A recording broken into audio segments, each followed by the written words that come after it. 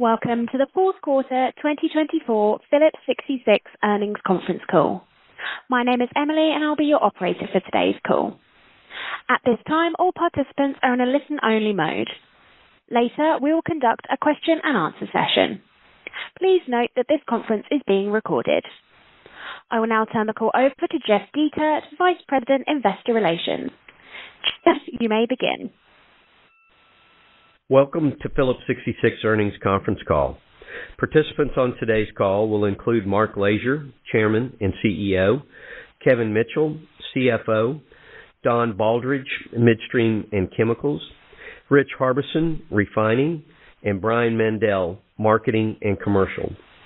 Today's presentation can be found on the Investor Relations section of the Phillips 66 website, along with supplemental financial and operating information. Slide 2 contains our safe harbor statement. We will be making forward-looking statements during today's call. Actual results may differ materially from today's comments. Factors that could cause actual results to differ are included here as well as in our SEC filings. With that, I'll turn the call over to Mark. Thanks, Jeff. Our results reflect strong operating performance in a challenging margin environment. The strength and stability of our midstream results provided a resilient platform, demonstrating the advantages of the breadth of our integrated portfolio. In the fourth quarter, we achieved our shareholder distribution target, with $13.6 billion distributed through share repurchases and dividends since July 2022. In refining, we set goals to improve performance, lower costs, and capture more of the market. This year was our second consecutive year of above-industry average crude utilization. We also set record clean product yields both this quarter and for the full year, while reducing our costs by $1 per barrel. These results are a testament to the hard work, commitment, and dedication to excellence by the people in Rich's organization. We exceeded our $400 million synergy target on the DCP Midstream acquisition by capturing $500 million of run rate synergies. In total, the DCP transaction has increased Midstream's mid-cycle adjusted EBITDA by $1.5 billion. We set an ambitious goal of $1.4 billion in run rate business transformation savings. We positioned the company for success through these cost reductions and exceeded our goal, achieving $1.5 billion of savings. As part of the enhanced priorities in 2023, we committed to at least $3 billion of non-core asset dispositions. We have high-graded the portfolio and are currently at $3.5 billion of announced asset divestitures. Although our net debt-to-capital ratio ended higher than our target level, we continue to have a strong balance sheet, and we are making debt reduction a key component of our new commitments. We've completed the strategic priorities that we laid out in 2022, enhanced in 2023, and committed to achieving by the end of 2024. I'm proud of the work our employees have done to accomplish these important priorities and deliver on our commitments to shareholders while maintaining industry-leading safety performance. Slide 4 shows the progress of the asset disposition program. In January 2025, we received $2.1 billion of cash proceeds for the Co-op and Gulf Coast Express dispositions. This brings the cash proceeds to $3.5 billion, which we're using to advance our new strategic priorities. We continue to evaluate our assets as part of our ongoing portfolio optimization. Slide 5 shows the growth of our midstream business, including the recent announcement of the EPIC NGL transaction.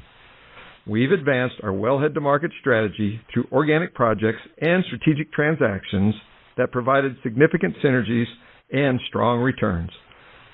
This nearly doubles EBITDA between 2021 and the anticipated transaction close later this year. Similar to the Pinnacle acquisition last year, we saw an opportunity to acquire high-quality assets which are complementary to our existing footprint and provide a platform for further growth opportunities at attractive returns.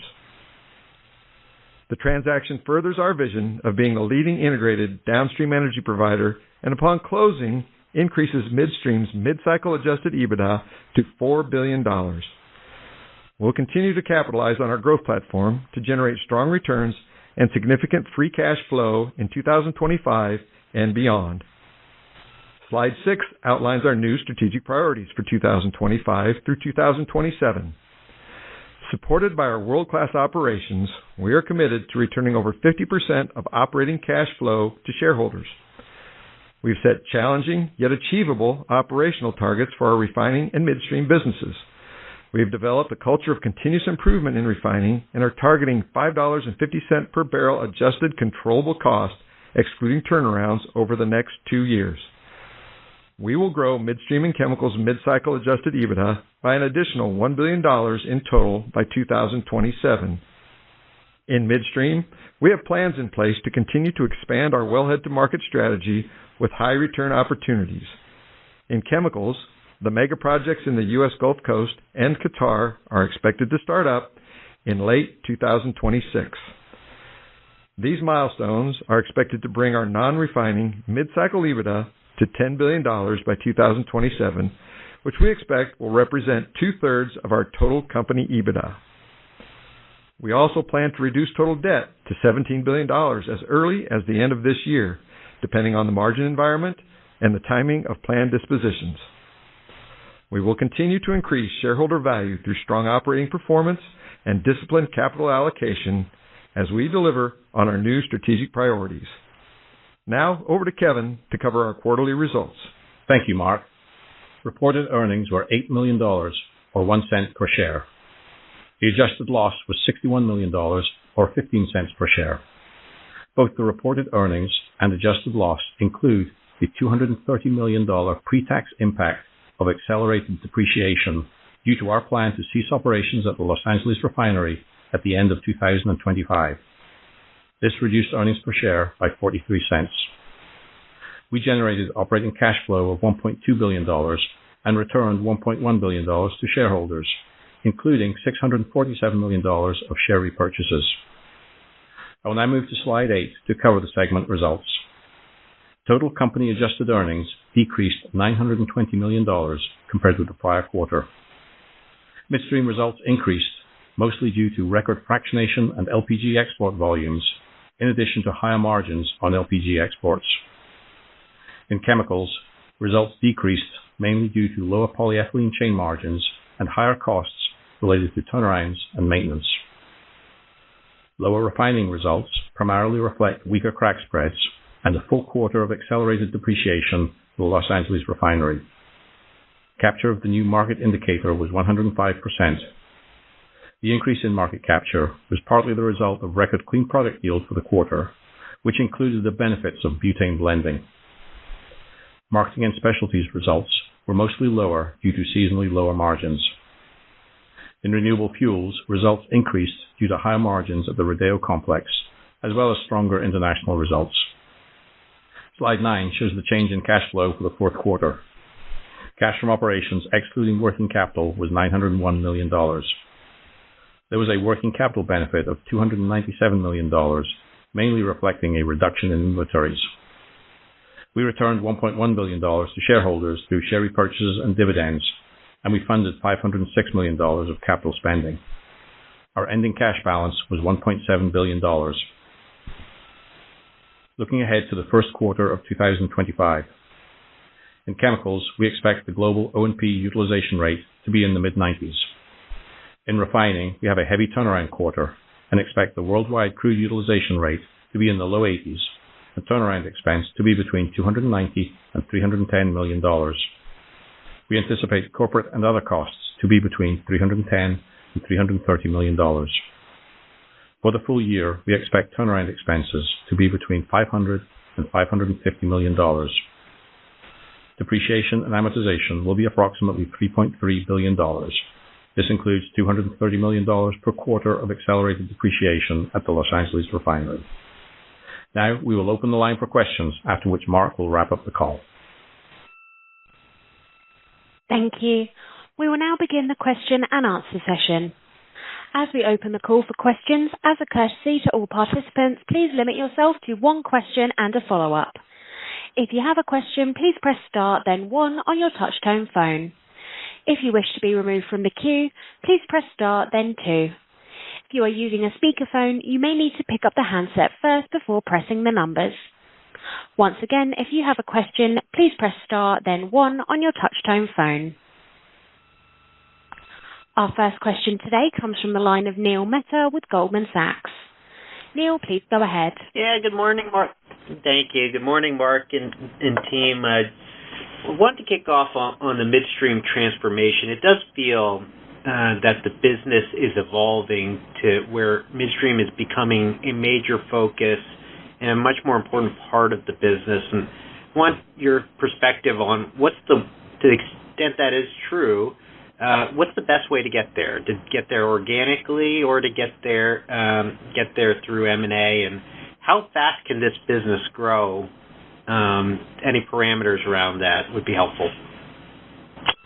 Yeah, good morning, Neil. Thanks for your question. I'll talk about the high-level view, and then Don can dive into the details. But, several years ago, we rolled up DCP, got control of those assets to align with the wholly owned assets that Phillips 66 had with fractionation capacity. And that allowed us to consolidate into the full wellhead-to-market strategy that we've been talking about. But we knew that we had opportunities to fill out that strategy and to really leverage that position. And that's what you've been seeing both from an organic perspective and an inorganic perspective.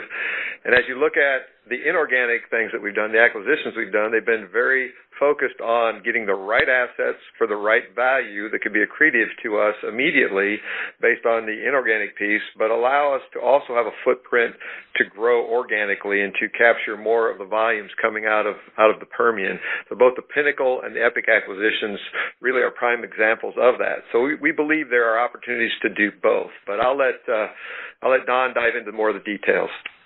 Sure.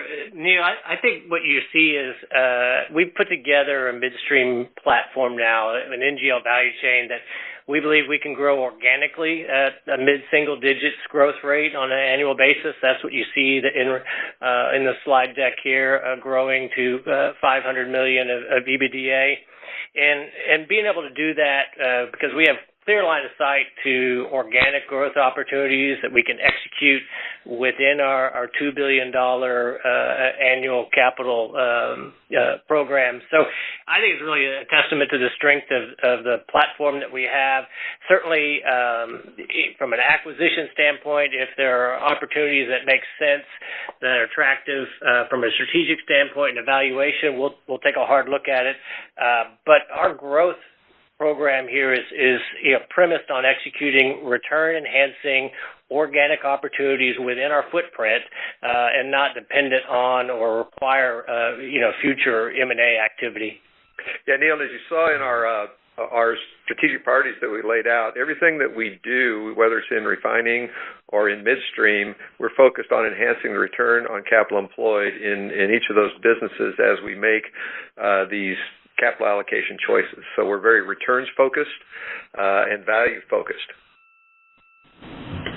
That's very helpful. And then the follow-up is just as midstream becomes a bigger part of the business, how do you think about the optimal capital structure? You're providing new disclosure today about being less than 3 times net debt to midstream and marketing. So why is that the right number? And, there's an argument that the business can run a little bit more levered as it has more fee-based earnings. Yeah, Neil, it's Kevin. I mean, you're exactly right. Now, as you will recall, we had objectives to reduce leverage over the course of last year, which we were not able to deliver on, partly because we leaned pretty heavy into cash returns to shareholders. And so while we have set a target of getting the debt balance back to $17 billion and a sub 30% debt to cap level, we also like to think of the balance sheet almost on a sum of the parts basis. And so the midstream and M&S segments bring the more stable earnings and cash generation, approximately $6 billion at mid-cycle, and at a 3 times or maybe even less than 3 times debt level, we can think of ourselves as having a strong balance sheet in the context of those 2 segments, net zero for the refining business. So in effect, the refining cash flows are all upside in the context of how you look at the company from a balance sheet standpoint. Thank you, Ken. Our next question comes from Doug Leggett with Wolfe Research. Please go ahead. Thank you. I appreciate the chance to ask a question, guys. Thanks so much. Mark, I think if I don't want to put words in your mouth, I think I heard you say something along the lines of our new disposal targets. I don't think I actually heard of a new disposal target. So I realize you hit a lot of your targets early for 2025. But what is the scope of the scale? And I guess the way I heard it was, drop your debt down $17 billion. Clearly, there's additional disposals. And I wanted to ask specifically about where you are with the rest of the retail system in Europe. That's my first question. My follow-up is really a follow-up to Neil's. We hear this a lot about the embedded value in Phillips, specifically around the midstream and where the midstream companies are trading. And obviously, EPIC is a terrific bolt-on, but do you ever see a situation where midstream is somehow separated or as a standalone business? I know it's a bit of a curveball question, but just in terms of the scale, the importance, and maybe the failure of the market to recognize the value in your structure versus what you see for the standalone midstream players. Hey, thanks for your questions, Doug. This is Mark. On dispositions, we did not put another target out there. I think that we achieved our targets with what we've actually closed and received the cash for to date. We still have things that we're working on out there, and one of them is the retail opportunity in Europe, in Austria and Germany, and then we're still in active discussions there. We think we can strike a deal around that, but we found it a little bit counterproductive to put firm numbers out there when you're out negotiating these deals. We will always be looking at our portfolio to determine if we've got assets that have higher value to others. And sometimes we get inbound calls that people want to talk about things, and we'll entertain those calls as well. But it's always about value creation, how we can unlock value of what we view as trapped capital in some assets, and redeploy those proceeds into our strategic priorities, whether it's returning it to shareholders, augmenting our balance sheet, or investing in our businesses. And so we're going to be doing that ongoing, but you're not going to see firm targets put out there. You can think about it as continuous improvement in our portfolio, just like we're focused on continuous improvement in our operations. And then from the embedded value of midstream, we agree that we're not seeing the full value of the things that we've done in midstream, but we're really just getting started. I think that since our EPIC acquisition, we've gotten a great response from the market, good questions, understanding. People are showing some interest and excitement around that. We've got some great long onlys in our shares because of what we're doing in midstream. So we think that that story is still evolving, and we're going to lean into that story going forward. There's always the question when you have an integrated business like we do: is it better to separate those businesses somehow? We believe we can create more shareholder value by keeping the midstream business integrated with our refining and our NGL midstream business out to the petrochemical businesses, and you'll hear more about that as we move on through the year. Doug, it's Kevin. Just to add on to Mark's comments, if part of the question was more around would we create a vehicle that has a public marker on it, not a complete separation, but helps provide some Exactly, yeah. Valuation. Yeah. We went down that path before. That's a major decision to make, and over time, you look back over history, there are times where we've traded at full sum of the parts. There have been times where we haven't, and we feel we're probably in that phase right now, and I don't think that's the immediate response to that. I think, as the way Mark described it, really leaning in and providing the appropriate messaging and the investor disclosures around the midstream business, the integration value that comes from the two primary value chains that we have, and focus on that at this point in time.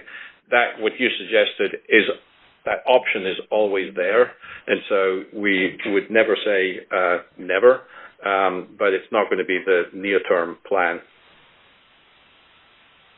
I appreciate it. If I may risk a quick follow-up at the risk of jets last year. But the example obviously I was thinking about was MPLX, because clearly there's a marker there. But I take your point.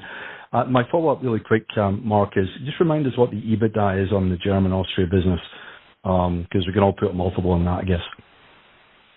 Yeah, Doug, it's about $300 million. Great stuff. Thanks so much. Thanks, Doug. The next question comes from Teresa Chen with Barclays. Please go ahead. Hi, thank you for taking my questions. First, on the leverage update, can you help us think about the path forward to achieve the below 30% net debt to capital? What time frame would you expect to get to that? And are future asset sales, including the German Austrian assets, earmarked for that? How should we think about the path forward there? Yeah, Teresa, it's the path forward to the sub 30%, and I think you look at the absolute $17 billion debt level in the same way, because one, I'm not saying that one will definitely enable the other, but they won't be too far apart in that context. And in fact, there's a kind of neat symmetry between all of those metrics that we put out, the 17 billion, the less than 30%, and the less than 3 times midstream and M&S EBITDA all kind of come together reasonably well. But it's really a combination of, you look at our capital allocation model with 50% plus distributed to shareholders, so dividend plus buybacks. Our sustaining capital is $1 billion. The organic capital program is $1 billion. And if you do the math based on a mid-cycle set of assumptions, and I know we're not in mid-cycle right now, but on mid-cycle you've got about $10 billion of cash generation, and so $5 billion goes to shareholders. That's the 50%. $2 billion of capital budget, so that's $7 billion. That leaves $3 billion. That's a lot of flexibility to either do debt reduction, incremental buybacks, and or bolt-on acquisitions that make sense, like some of the things you've seen us do. In addition, we are still working on the Germany-Austria retail business, and so there's a fair amount of flexibility there in terms of how we get there. So we feel pretty comfortable that those targets are all achievable, including our ongoing commitment to returning cash to shareholders. Thank you. And then going back to the topic of additional midstream growth, when thinking about other M&A opportunities here, totally understanding Don's comments about doing what's right from both a strategic and economic perspective. When we think about the midstream assets that have been in the market, there are some that seem like more obvious acquisition candidates for you, considering potential synergies in both Permian and DJ, and then coupling that with who the bigger shippers on both Sandhills and Epic, as well as the visible need for incremental Permian processing. Is FTC also a major concern here? Do you think that would preclude some of the more obvious opportunities along your midstream footprint? Yeah, Teresa, I think that obviously we always have to take FTC considerations into play, but I don't think that's necessarily what would have us shy away from looking at any particular assets. But we do take into consideration a broad range of assets that are out there, and we focus on what provides us the greatest value creation opportunity. And we know intimately how easy it is to connect those assets to our system, what it does from a G&P perspective, what it does from a transportation perspective, and quite importantly, what additional opportunities does it open up for us to grow organically? Because we really see the upside in returns in going in and building things at a low build multiple and realizing that full uptick while adding inorganically things at attractive pricing that also are accretive to our returns and our earnings. Yeah, I just add, Teresa, I think along the lines of that value creation, the M&A, our M&A lens will really be focused on, what is opportunities that we see that are scalable, that really enhance our platform, and that's really what drives our thought process. Not a FTC lens. It's just that's well down the path as we evaluate opportunities. But again, I think I go back to we just see a lot of organic opportunities within our footprint, and so we're very focused on executing those and growing our business that way first and foremost. Yeah, we recognize our capital constraints. We're not going to grow midstream just to grow midstream, just to get bigger. We're going to grow midstream to create more value for our shareholders, and we're very disciplined around that. We've got capital constraints, and we're going to be very picky about what we do. Understood. Thank you so much. Thanks, Teresa. Our next question comes from Manav Gupta with UBS. Please go ahead. Good morning. Switching gears a little, we saw relatively weaker ethylene chain margins here, and I know it's a seasonally weaker quarter. I'm just trying to understand, in management's opinion, when can we start moving towards closer to the mid-cycle margins as it relates to the ethylene chain margins and chemicals? Yeah, Manav, that's a great question. I think in the fourth quarter, CP Chem saw a couple of things going on in their chain margin. Of course, ethane pricing strengthened, crude pricing weakened, which they've got a great advantage with their ethane position. But when both of those things happen, I think their impact will show up. I think in the longer term, the macro is supportive. Demand continues to grow.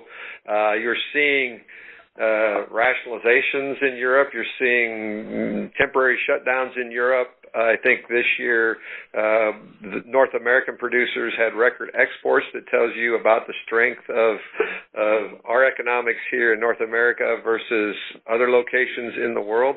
I think for the first time ever, more than half of the polyethylene produced in North America was exported into the world market. So they're playing to CP Chem's strengths in the midterm and long term. You can see that in their operating rates.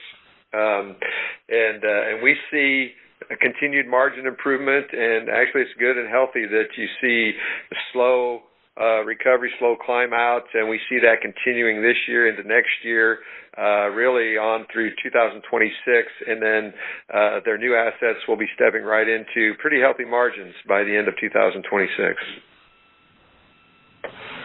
Perfect. My quick follow-up here is a very big improvement in renewable fuels. Congratulations, breaking even. Help us understand quarter over quarter some of the dynamics that went your way, which allowed you to almost raise earnings in renewable fuels by like $150 million. Hey, Manav, this is Brian. We'll start off by saying, we $28 million in the quarter. We're happy with that as a start. We ran well in the quarter. We continued to lower our cost profile. As we discussed last earnings call, we processed a higher CI feed in the quarter as we ran off less valuable feedstock prior to the implementation of the BTC credit. Additionally, because of the higher CI material, we didn't produce renewable jet fuel for the quarter. We did announce in Q4 a deal to sell United Airlines 8 million gallons, up to 8 million gallons of SAF, and we've secured a couple more contracts in Q1 to supply SAF to airlines. But just thinking about looking forward at renewable diesel margins, we anticipate continued weakness, mostly on the regulatory uncertainty that keeps the market on somewhat weak footing. We'll need to have additional clarity on a number of factors affecting renewable margins, including the PTC, the RVO, LCFS rules, tariffs, renewable, or small refinery exemptions, just to name a few. So we'll continue to manage our flexible system. We buy a lot of feedstock. We buy more feedstock than our system needs, and so we can move that feedstock around and manage the optionality in the system. But we'll continue to use the LP at the refinery to provide the most favored renewable feedstock. Thank you for taking my questions. Thanks, Bob. Our next question comes from Jean Ann Salisbury with Bank of America. Please go ahead. Hi. Hi, thank you. I wanted to follow up on Teresa's question about the EPIC acquisition. I think most midstream investors I talked to were a little surprised by the move to add more NGL pipeline capacity without getting more processing to fill those pipelines. Given that you were already kind of under-indexed to processing before the deal compared to peers, I know the pipes are contracted medium term, but does this put pressure on you to get more processing either organically or inorganically in the next few years as those contracts start to roll off? Hi, Jean Ann. This is Don. As you heard from Mark, the EPIC acquisition is very compelling to us, and for a variety of reasons. But to kind of unpack and address your question regarding kind of capacity and supply, because it's certainly a question we've had a couple of times. But I'll focus on this one key attribute, and that is that EPIC provides us and brings us needed Permian pipeline capacity that is very, already in an expansion program that is very capital efficient, cost effective, and we see that as being very important to us. And the reason that is right now our supply portfolio runs at about 125% of our Sandhills capacity. So that means we move a lot of product on third-party pipelines. And if you kind of look through 25 and out the years, that supply level will continue to grow this year as well as next as we bring on our expansion plant at Pinnacle in July of 25, as we bring on a third-party plant that's dedicated to us. I'd also, expect that we'll be in a position to announce expansion of another plant in the Permian later this year. And so, when you think about all of that supply coming on, it really combines very well and fits very well with the EPIC capacity. We'll be able to move product off the third-party pipelines. As our G&P volumes grow, we'll be able to fill in the expansion capacity that comes online at the end of 26 with EPIC. So it really gives us room to continue to grow our G&P footprint. So that's what's quite exciting. So for us, EPIC is really the right size and the right time. Time from an expansion and capacity standpoint. It fits really well with our existing assets. We're already highly connected in a lot of spots with them. So when you think about integration and synergies, it's a very straightforward approach with really minimal integration costs to achieve. So very excited to bring this in, allow us to continue to grow our supply, pull supply off third-party lines, and put it all in our system, provide really good service to the Gulf Coast for our shippers and our producers. Thanks, Don. That's very helpful, and I appreciate the color there. I'll leave it there. Thank you. Thanks, Jean. Our next question comes from Roger Reed with Wells Fargo. Please go ahead. Yeah, thanks. Good morning, everybody. Maybe Morning. Shift gears a little bit to refining, if that's all right. Kind of two main questions. One, just as you look at the overall fundamentals, kind of how do you see the market here? And then the second part of that, digging in a little deeper, on crude supply, crude availability. You've got obviously a lot of moving parts on the policy side, tariffs, sanctions on countries that have been supplying crude here, that sort of thing. Just kind of a broad question, but how do you see things? Hey, Roger, it's Brian. Maybe we'll start with kind of product demand and supply, and then we'll work on crude and tariffs. On gasoline, we saw 2024 gasoline demand up a bit, mostly on lower Asian demand growth. We saw strong vehicle switching in Europe, where demand was up almost 3%. U.S. demand increased a bit, too, driven by lower retail prices. The demand outlook, we think, looks stronger for 2025 with stable GDP outlooks and Chinese vehicle fleet showing a reduction in the growth in EV sales. So our demand forecast for 2025 for gasoline globally is up 0.8% and up 0.2% in the U.S., and on the distillate side, 2024 global distillate demand was 0.9% lower than 2023. For 4Q24, U.S. demand was actually up 0.4% versus 4Q prior year. Currently, U.S. distillate inventories are about 8% under 5-year averages, quite a bit. We're forecasting global distillate demand for 2025 at 1% over 24, with gains particularly focused across India, Malaysia, and Indonesia, and U.S. distillate demand up about 2%. On the tariff question, I think, first of all, we don't know if we're going to have tariffs, but assuming that there are tariffs in Canada and Mexico, our view is that both markets will act a little bit differently. So we think tariffs in Canada, the first thing that happens is TMX gets filled. The second thing that happens is currently the inventories are low. The inventories will start to fill. But ultimately, the differentials, the WCS differential, will widen to incentivize crude to move into the U.S. because crude actually has to move into the U.S. There's a lot of value in Canadian crude before there's any production cuts. I think in PADD 4 and parts of PADD 2, where there aren't as many alternative supplies, the crack margins will also have to do some work. And then on the Mexico side, Mexican tariffs, there's about 450,000 barrels a day of Mexican crude that comes into the U.S. We think that crude will be displaced. It'll move to Europe, maybe Asia, and other crudes will come in. We would expect to see the heavy crudes firm a bit just on the inefficiency of logistics. But as the year goes on and OPEC puts more barrels back onto the market, we would expect those differentials to widen back out. Very comprehensive. I'll turn it back. Thanks. Thanks, Roger. Our next question comes from John Royal with JP Morgan. Please go ahead. Hi, good morning. Thanks for taking my question. So my first question is, maybe you can talk about your outlook for your refining business at mid-cycle. According to your slides, you've achieved the $5 billion of EBITDA, but if I remember correctly, you had a number of initiatives that you touched on at Investor Day around capture rates that weren't officially in those targets. I think you also have some ongoing reliability work and work around the OPEX side. So I'm just trying to think through if there's some possibility that $5 billion could really be moving up over the next couple of years, because it does feel like there's still some opportunity remaining there. Thanks for the question. This is Rich, John. The organization, I can't tell you how proud I am of the organization and the work that's been going on inside the organization. It's been fantastic.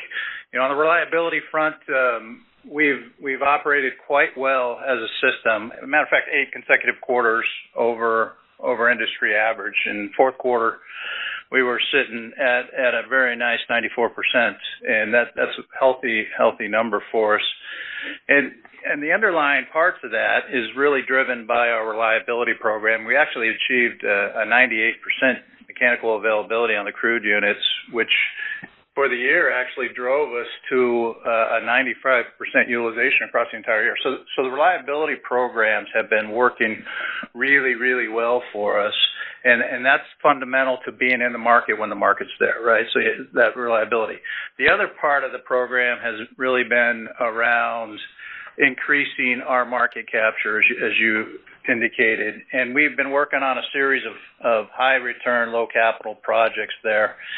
And it's tough to see those in this low margin environment right now, but there are some really good signposts there that are showing their way through. And one of them is the record clean product yield that was mentioned in the opening comments. 88% of fourth quarter 24. That is the highest we've ever achieved as an organization. Now, seasonally, that's supported by butane, but that's been going on for years. There's still some underlying clean product yield that's improving, and that also we achieved a 87% clean product yield across the entire year. So a fantastic performance. And what's most important about that is that the gasoline yield stayed pretty flat, which is consistent with Brian's comments on the marketplace, but we've actually increased our distillate yield through that process. So we're actually seeing yield improvements. These aren't just fractionation changes that are occurring inside the plant. And that's led to a pretty solid market capture here that in the fourth quarter of 105. The last part of that mantra that we've been working on is really that cost reduction, right? That dollar per barrel and that's roughly we've moved $650 million out of our operating expense, and that includes our share of WRB, our proportionate share there. But we clearly see that hitting the line. So with that, the additional market capture, the reliability components, that mid-cycle target that you're talking about is well within range, and we feel that that's very achievable, that $5 billion, and we're going to continue to strive on that and through that here as the market continues to improve. But don't let me leave you with the opinion that I think we're done with this whole program, right? We're going to continue to drive the efficiencies out of the business. Our reliability journey is never going to be over, and we're going to continue our focus of these small projects with high return on increasing the production of our most valuable products. And we're going to do all that with our industry-leading standards in health, safety, and environment. Yeah, our engineers and operators out in the plants are just hyper-focused on taking the reliability journey from the crude units on throughout the downstream units in the refineries, because you get better with the crude units, that puts the pressure downstream, and they are out there actively pushing and harvesting those opportunities and teeing them up as well. So we're gonna continue to do this each and every day, looking for ways to improve, drive those inefficiencies out, and open up opportunities for more throughput and more reliable throughput. Very thorough. Thank you very much. And if I could just follow up on RD margins. You've already given some thoughts on margins, but I was hoping to dig in on your thoughts on the 45Z in particular, and what are the different scenarios for how that could play out this year, and maybe in the extreme where we have no BTC or PTC for a sustained period of time, what would that look like for the industry? Would you expect the RIN to plug the difference, or will we end up seeing some kind of capacity coming out? Hey, John, it's Brian. Yeah, I think when you think about RD margins and renewable jet margins, you have to think about all the credits, the cost of the feedstock, and the value of the product.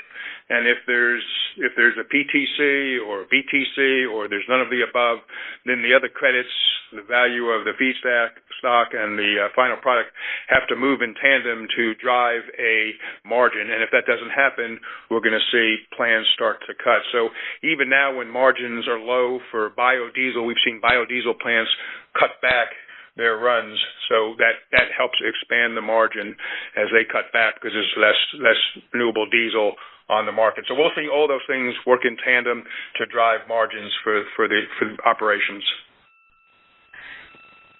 Thank you. Thanks, John. The next question comes from Jason Gabelman with TD Cowen. Please go ahead.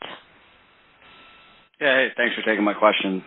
I wanted to ask another one on corporate structure. Phillips has been they've shut down more refining assets since COVID relative to peers. And as you think about the right size of the refining footprint, not only to kind of optimize the system, but to support midstream and get the right multiple within the company, do you see further potential to rationalize some of your refining assets, or do you feel like after the LA refining shutdown, you're in a pretty competitive position with your refining asset base? Thanks, Jason. That exiting LA will have a material impact on our cost structure, and that's part of the story there. I think we're always evaluating our assets, and each location has different pressures, different opportunities, and if those things change, and certainly that's what we saw in California, that it moved to a set of conditions where it was really not viable to continue, we'll make those decisions. But really it is an ongoing evaluation of all the assets in our portfolio. But we don't have anything staring us in the face that would indicate we've got other assets that we need to shut down. There may be people that would want to buy some of those assets, and we'd entertain those conversations. We know where we want to focus. We know what we need to do to get better in refining. We don't necessarily need to get bigger in refining, but we're going to focus on getting better every day. And again, we're not going to grow midstream just to grow midstream. We're going to grow midstream because there's opportunities there to grow. Volumes are growing, and we've got some really advantaged positions that we can leverage to enhance the ROCE of our midstream business while we grow the volumes that we process and open up opportunities for upstream customers to get their materials to a wide array of markets that we can facilitate. And that's one of the things that EPIC does for us. It brings us into Corpus Christi. We can bring Corpus Christi volumes to the Sweeney Hub all the way to Mont Belvieu. It just really affords our customers from the upstream perspective a wide array of opportunities to monetize their hydrocarbons. Mm-hmm. Thanks. And my follow-up's on the marketing business. There was a pretty large decline quarter over quarter, larger than what would seasonally be expected. I think you tend to see outside moves in marketing to the downside when crude prices increase rapidly, but we don't really see that in 4Q. So I was wondering if you could elaborate on what drove the marketing weakness in 4Q and if you expect that to continue or not. Hey, Jason, it's Brian. Hey, you're right. Marketing margins were off in Q4 with seasonal weakness. But the big thing we saw, in Q3, M&S earnings benefit from about a $50 million inventory hedging impact from falling prices, and that got reversed out in Q4 when the physical barrels were actually sold. So that created a $100 million negative sequential impact. There were a couple of other little things. We had a 20-day turnaround in our base oil plant and lower base oil spreads. But overall, the marketing volumes remain strong for the quarter. So I'd say, looking forward to your question, we expect Q1 to follow our historical trend. In January, we did see about 3% marketing volume impact from the winter storms and from the California fires, although the addition of new business should close that gap. And we didn't see any operational volume effects from the fires or the cold on our lubricants business. Great. Thanks for that.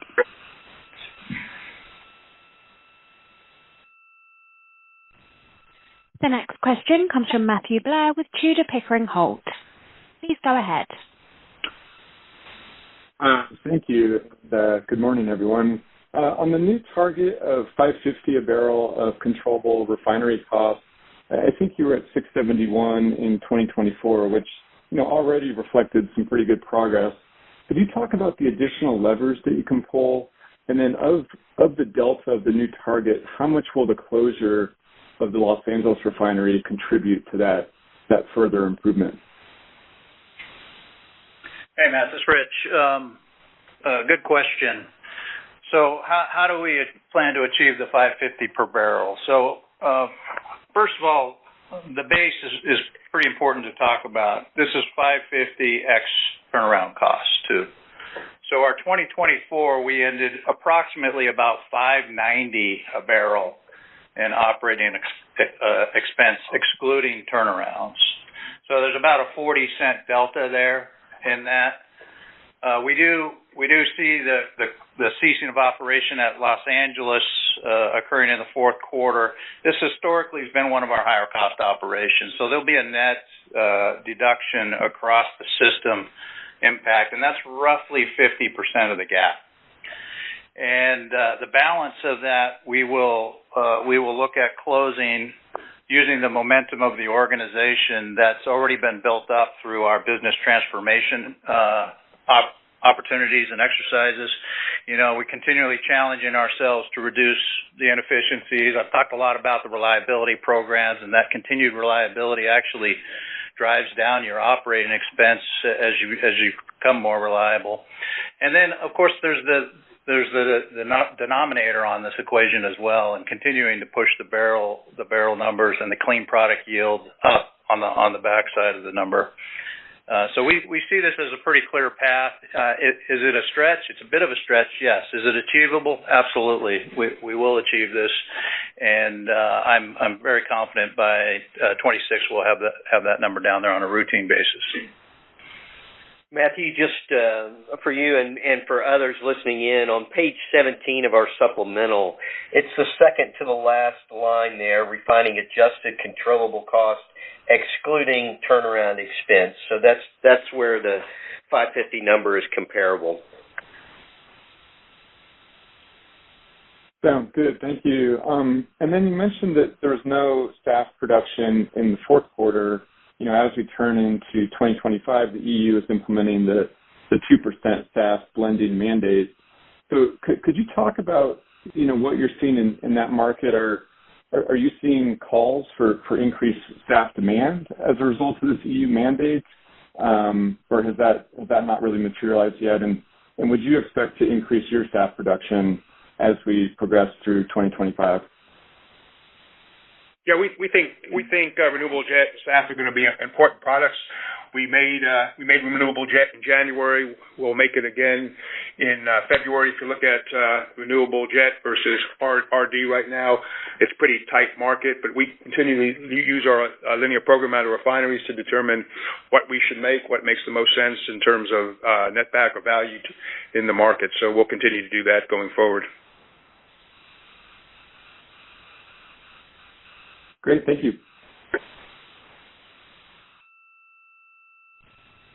The next question comes from Paul Cheng with Scotiabank. Please go ahead. Hey guys, good morning. I think the first question is for Kevin and Mark here. You set up the debt reduction target of 17 billion, so that's about 5 billion lower than your current level.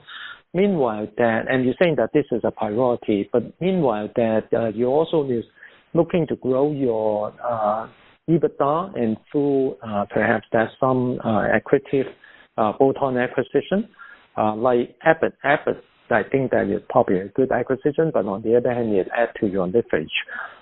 So how we prioritize between the two? I mean, that should the debt reduction take a more priority until that you at a lower level, or that you think that, as I think Kevin in his prepared remarks saying, you actually feel already reasonably comfortable. So if there's a inorganic opportunity you think is good, that you will put it further delay on the debt reduction and go with that acquisition opportunity.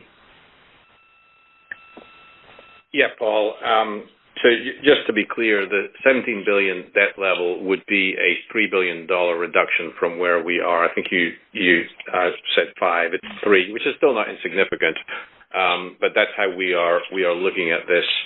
And the reality I'm sorry, but I'm including Abbott, Kevin. Oh, you're including the purchase of Epic. Okay. Right. But you also have to look at, we've also been selling assets, and so in January of this year, we've collected just north of $2 billion on proceeds from asset dispositions. We've talked about the jet retail assets in Germany and Austria that we are in active negotiations on. And so there's more inflow than just thinking about the operating cash flow of the company. So when you look at all these pieces together, we actually think we're going to have a fair amount of flexibility to be able to accomplish everything we want to do. Now, granted, when I say a bolt-on, I naturally think of something that looks more like Pinnacle than Epic, and a $500 million acquisition or something like that is obviously a lot easier to digest than doing a string of $2 billion acquisitions. In that instance, we'd have to think differently about capital allocation and balance sheet impacts. But in overall terms, I think we've got a lot of flexibility to be able to accomplish what we want here. And I think Brian alluded to this earlier as well. As we get into the second half of this year, we become a lot more bullish on refining margins and the refining outlook, which will provide further boost on the operating cash flow side. So, and there's not we would love to get to 17 billion of debt by the end of this year. But that's not a must-have. We still have some degrees of flexibility around that in terms of how we look at it. Yeah, Paul, and the growth in EBITDA is not premised on any bolt-on acquisitions. That $1 billion increment in midstream and chemicals is organic, and about half of it would be from the CP Chem growth projects that are outside of our capital budget, and so the other half is in Don's business primarily at growing the midstream business organically, and it's all within the $2 billion-ish kind of capital budget that we're projecting. Mark, I fully understand on that. I'm just trying to get some better understanding. If you do deal with say, $2 or $3 billion of a acquisition opportunity, and you think that is actually quite accretive, comparing to the objective of deleveraging, I mean, how at that time that you will consider, or which is going to take the priorities? Yeah, we'll make that. If we're faced with that kind of opportunity, we'll make our own assessment on how we need to think about that from a balance sheet and a funding standpoint. We wouldn't be incapable of executing on a transaction like that. We would have the flexibility to be able to execute. We may have to relook at other priorities, but we would deal with that at the time. Okay. Kevin, the second one is a real short one.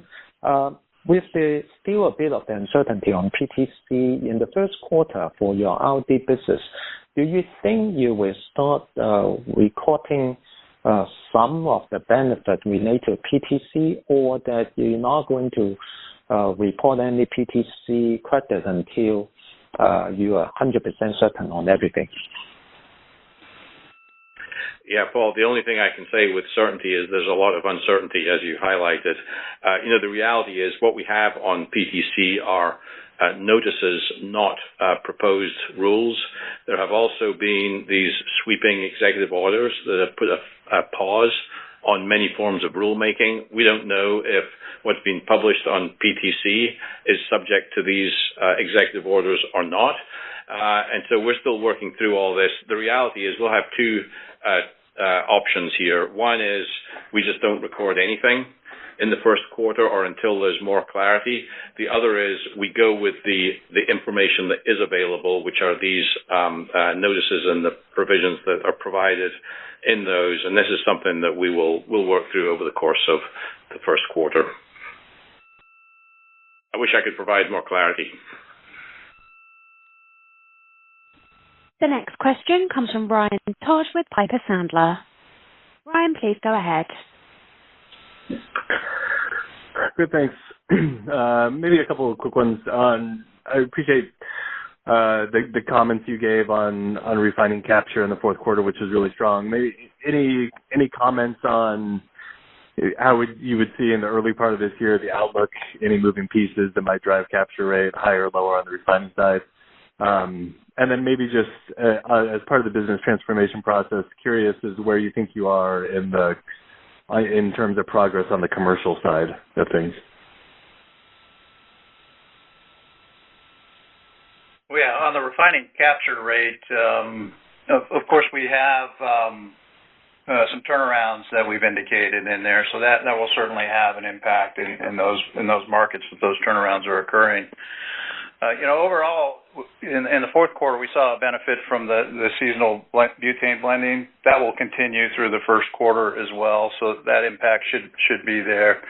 And then the balance is really reflected in our regional indicators that are put out there on the IR website. So I'd encourage you to run those, Ryan, if you haven't run those or seen those. But that will really give you a good insight as to how the market treat us.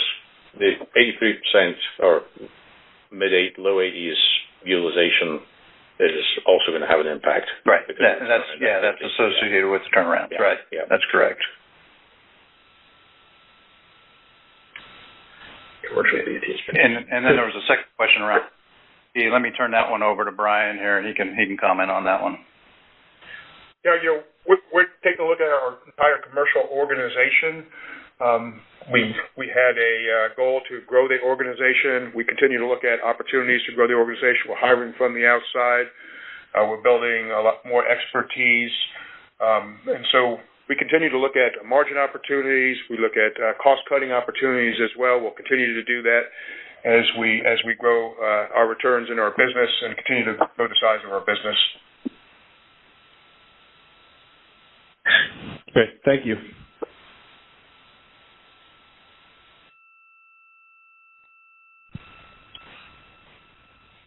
concludes the question and answer session. I will now turn the call back over to Mark Leisure for closing comments. Thanks for all your questions. We've checked off our strategic priorities from Investor Day 2022. With our new 2025 to 2027 priorities, we remain steadfast in pursuing operational excellence with a competitive cost structure and enhancing shareholder value. We're growing the midstream business to $4 billion of stable mid-cycle EBITDA with the anticipated close of EPIC later this year. And we have plans in place to add $1 billion in total mid-cycle EBITDA in midstream and chemicals by 2027. We're continuing to make investments to enhance clean product yield and reliability in refining. Our assets are ready to capture the upside as the market returns. The stable cash generation for midstream covers the company's sustaining capital and dividends. Combined with $2 billion of expected earnings from our marketing and specialties business, we have a strong base before adding contributions from our other segments.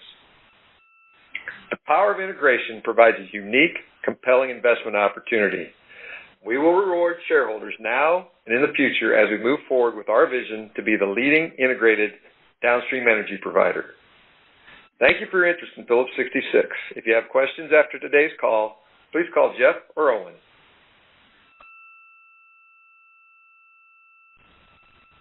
Thank you everyone for joining us today. This concludes our call and you may now disconnect your lines.